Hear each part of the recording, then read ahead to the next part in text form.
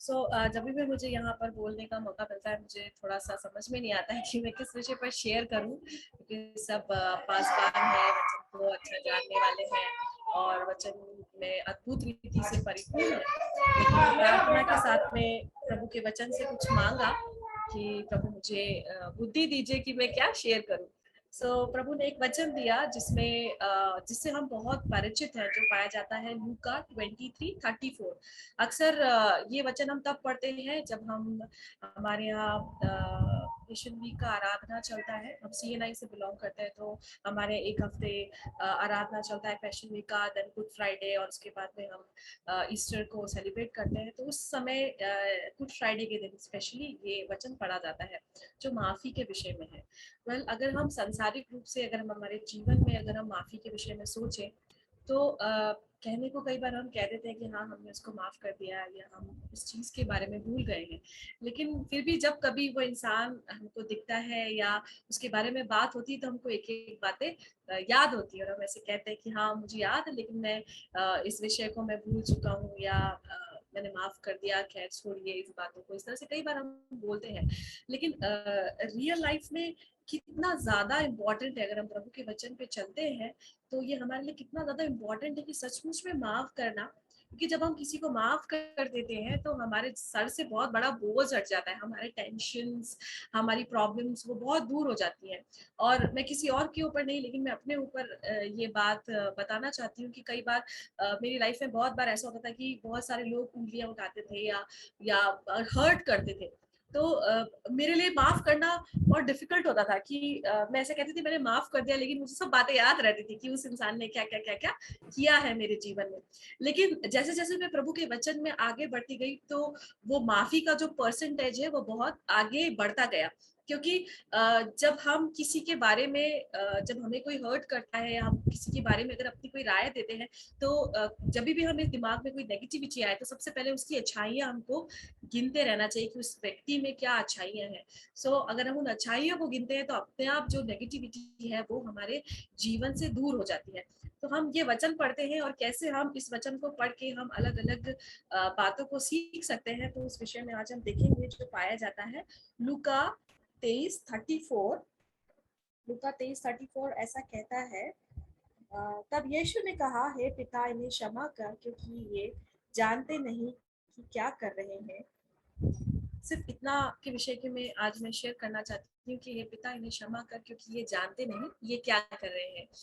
अगर हम इस वर्स के बारे में देखें कि इस वर्स में मेन किन चीजों के बारे में कहा गया है, तो सर्वप्रथम इसमें पिता के विषय में एक रिलेशन बताया गया कि यीशु मसीह पिता से बात कर रहे हैं, तो पिता के बारे में एक रिलेशन को बताया गया है। दूसरी बात, इस आयत में फॉरगिवनेस के बारे में कहा है कि यीशु मसीह ने माफी के विषय में बात करी, और साथ ही साथ यीशु मसीह इस समय लोगों के बारे में भी बात कर रहा था।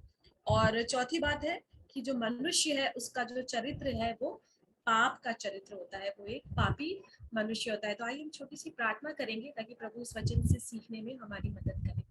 हालेलुया। पिता परमेश्वर, धन्यवाद देते हैं इस समय के लिए, इस वचन के लिए जो आज हम पढ़ने और समझने जा रहे हैं। पिता होने पाए, पिता परमेश्वर, आज के इस वचन के द्वारा तू हमें ऐसा सिखा ईश्वर राजा कि उसे हम अपने जीवन में उतारने वाले हो सके।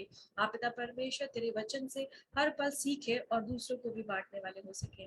आज की आराधना को तेरे हाथों में सौंपते पिता परमेश्वर, जिन प्रार्थना के विषय को हम करेंगे उन्हें भी तेरे हाथों में सौंपते हैं ईश्वर राजा। इस प्रार्थना को मांगते हैं यीशु मसीह के नाम से, आमीन। मैंने जो आज के कुछ पॉइंट्स निकाले हैं कि इस वचन से हम क्या क्या सीख सकते हैं। तो सर्वप्रथम हम यीशु के बारे में सीखेंगे कि यीशु ने उस सिचुएशन में क्या किया, और हम अपने आप से कंपेयर कर सकते हैं कि अगर ऐसी सिचुएशन में अगर हम हो, तो हम क्या कर सकते हैं, या हम क्या करने की कोशिश कर सकते हैं। उस समय बहुत डिफिकल्ट टाइम था जब यीशु मसीह क्रूस पे था। ऐसे हमारे जीवन में भी बहुत बार डिफिकल्ट टाइम होता है, कई अलग अलग प्रॉब्लम होती हैं, जिस समय हमको उन लोगों के बारे में हमको डिसीजन लेना पड़ता है जिन्होंने हमारे साथ में बुरा किया। लेकिन उस समय यीशु ने सबसे पहले ऐसी कंडीशन में भी उन लोगों के लिए सोचा जो उस समय उसे सूली पर चढ़ा रहे थे। जरूर यीशु मसीह सोच रहा था कि प्रभु कैसे मैं इन लोगों का भी जीवन बदल दूं। या ऐसा कुछ हो जाए कि ये भी तेरे स्वर्गीय राज्य में जाने वाले हो सके। वैसे ही हमारे जीवन में कई बार बहुत से अन्य जाति के लोग हमारे साथ बुरा कर देते, लेकिन कई बार हम हमारे शब्दों से उनके दिलों को जीत सकते, क्योंकि वचन भी तो कहता है कि बुराई से ना हारो परंतु भलाई से बुराई को जीत लो। तो क्यों ना हम ऐसी कुछ भलाई करें जिससे हम बुराई के ऊपर जीत को प्राप्त कर लें। फिर उस समय यीशु मसीह जो था वो क्रूस पर मर रहा था। कई बार हमारा भी ऐसा ही कंडीशन हो जाता है कि कभी कोई हमारे साथ इतना बुरा करता है, ऑफिस में हो सकता है, या पिछले दिनों पास सैमुअल की मीटिंग थी, वो आकर वीडियो बता रहे थे, तो हमको अंदर से लगता है हम अभी हमारा खत्म होने वाले हैं, अभी कुछ हमारा अंदर से कंडीशन हमारा कुछ बुरा बुरा सा है। लेकिन ऐसे सिचुएशन में भी हम कैसे प्रार्थना के द्वारा हमारी मौत को या हमारे डर को प्रभु में बदल सकते हैं, या चिंता को खुशी में बदल सकते। तो हमको उस कंडीशन के बारे में भी हमको सोचना चाहिए, मनन करना चाहिए कि उस समय यीशु ने मरते समय भी दूसरों के लिए सोचा, क्योंकि वो मर रहा था अपने आप के लिए नहीं लेकिन हमारे लिए। तो ऐसे सिचुएशन में हम ऐसा क्या क्रिएट कर दे कि हम सिचुएशन को या कंडीशन को ही बदल दे कि लोग ये सोचे कि ये हमारे लिए कितना सोचता है, ये हमारे लिए कितना केयर करता है। और तीसरी बात जो हम यीशु से यहाँ पर ये सीख सकते हैं कि उसने एक माफी का पाठ हमें सिखाया कि कैसे हम भी हमारे जीवन में माफी दे सकते, क्योंकि ऐसा करने से हम औरों के सर पे अंगारों का ढेर रखते हैं। फिर अगली बार हम बात करते हैं परमेश्वर के विषय में कि परमेश्वर ने हमारे लिए क्या क्या किया। परमेश्वर ने अपना एक लौता बेटा दिया, तो हम हमारे जीवन में अपनी इकलौती चीज क्या कभी हम किसी को देते हैं? जब हमारे जीवन में ऐसी कोई कंडीशन आ जाती है जिसने हमारा दिल दुखाया है और हमने उसको माफ कर दिया है, फिर भी क्या हम दिल खोल के उसको कुछ देते हैं? ये एक सवाल आज हमारे अंदर उठता है कि कभी ऐसा क्या हुआ है? अगर हुआ है तो बहुत अच्छा है कि ऐसी सिचुएशन में भी जिसने हमारा दिल दुखाया है, हमने माफ करके उसकी तरफ एक तरफ से हाथ बढ़ाया या कभी उसकी मदद की हो। और दूसरी चीज, परमेश्वर सब कुछ जानता है कि हमारा चरित्र, हमारा कैरेक्टर या हमारे दिमाग में क्या क्या है। कई बार हम भी जानते हैं कि जो हमारे विरोधी हैं, जो आज हमारे सामने खड़े हैं, उनके दिमाग में, उनके कैरेक्टर में क्या है, लेकिन सब कुछ जानते हुए भी कैसे हम एक गवाही का कारण अपने जीवन से निकाल सकते हैं माफी को देकर।